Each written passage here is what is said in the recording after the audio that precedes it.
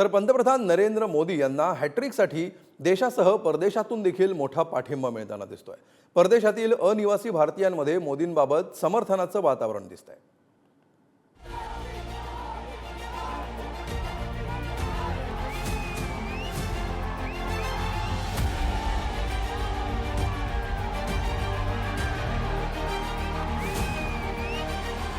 पंतप्रधान नरेंद्र मोदींना मिळणारे हे समर्थन केवळ भारतापुरता मर्यादित राहिलेलं नाहीये, तर परदेशात सुद्धा मोदींना पंतप्रधान पदाच्या हॅट्रिकसाठी मोठ्या प्रमाणात समर्थन मिळताना दिसतंय.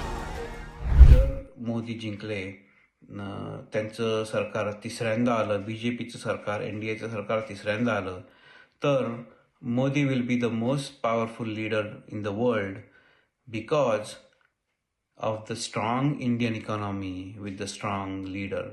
आणि हे जे कॉम्बिनेशन आहे ते अनबीटेबल आहे. या कॉम्बिनेशनमुळे सर्व राष्ट्र भारताकडे बघतील, व्यवहार करण्याच्या दृष्टीने बघतील. Your capability is based on data. Like आज बघायला गेलं तर असा नेता, असा लीडर दिसत नाही ऑपोजिशनमध्ये वेअर यू फील कॉन्फिडंट की येस दॅट्स यू गोन have a very good fight.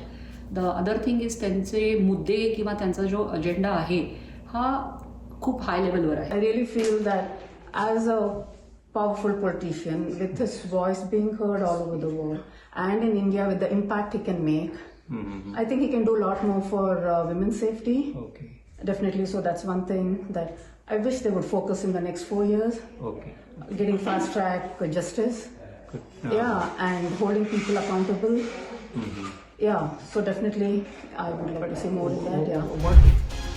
प्रत्यक्ष मतदान करणारे नसले तरी सुद्धा भारत या सर्वात मोठ्या लोकशाही पद्धतीने चालणाऱ्या देशाच्या लोकसभा निवडणुकीबाबत आणि विशेषतः मोदींबाबत या उत्सुकतेचं आणि समर्थनाचं वातावरण पाहायला मिळतंय. Modi factor is going to be crucial in this victory. Do you think so? Of course, people are voting for Modi, not for BJP. So he is like the hero of the country now. And either they love him or they hate him. They have a strong leadership as they have in Modi. That's why people are turning to him. So it took like 10 years to build such a strong person to lead the country. So they have to really work hard to come up with such a person. You have continuity in government. That's good for the economy, right? It's good for the people because priorities will remain the same. Investments that are being made will continue to bear fruit.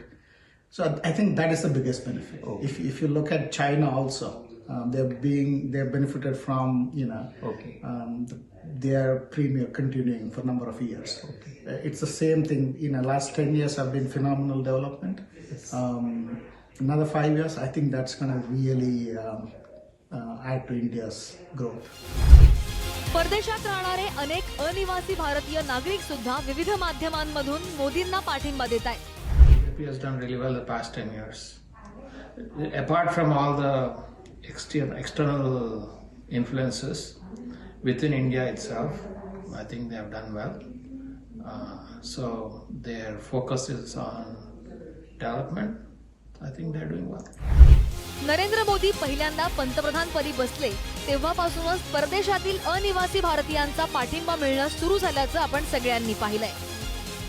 लोकशाही is very important in the sense that democracy जिथे आहे तिथे multiple parties every state will have their own favourite person who will then represent a certain strata of people. तर that is हे खूपच it's very important.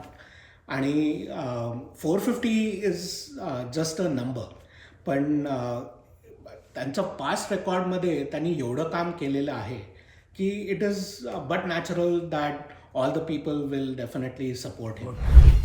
2024 लोकसभेचं लक्ष ठेवून अगदी गाव पातळीपासून ते प्रदेशापर्यंत मोदींना मिळणारा पाठिंबा सोशल मीडियाच्या माध्यमातून अगदी सहज आपल्या नजरेस पडतो.